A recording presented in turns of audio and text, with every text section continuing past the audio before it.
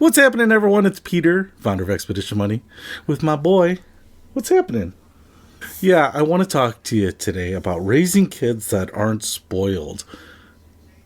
Theo, do you think you're spoiled? Okay. First time on camera, you get a little blinky, apparently. Are you Morse coding to send help? Listen, I think we all think about this. Many kids are spoiled these days. I will say that I'm not perfect in this regard. My wife is not either. I think there are lots of ways to spoil kids. Sometimes, one of our strategies is actually to pass off the gifts that he receives as gifts from grandparents so that it doesn't seem like we're spoiling him.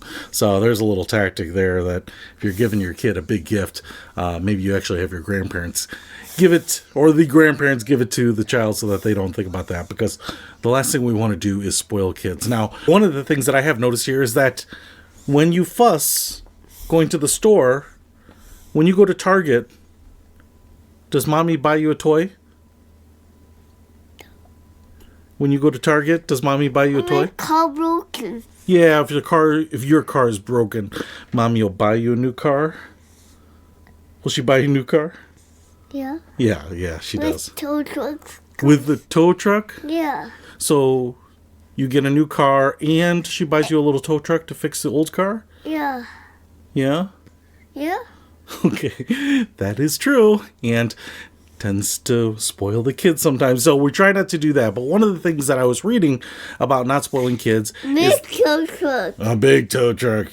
You have many tow trucks.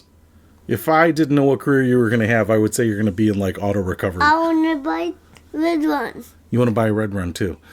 But there's a myriad of tips out there. Who knows if they will actually work with your kids or in your situation. But one of the things that I noticed here is that there's some commonality about having kids have chores by the time they are 2 years old. Now, my son is just a little over 2, but he is going to start getting some chores here. Putting toys away before you get TV, putting toys away before you go to bed. Those are going to be your chores. Are you excited about that? Nope. No, I didn't think so. Do you like putting your toys away? Nope. No? Do you like going to school? Yep. Yeah. School's fun. Where do you go to school? On back.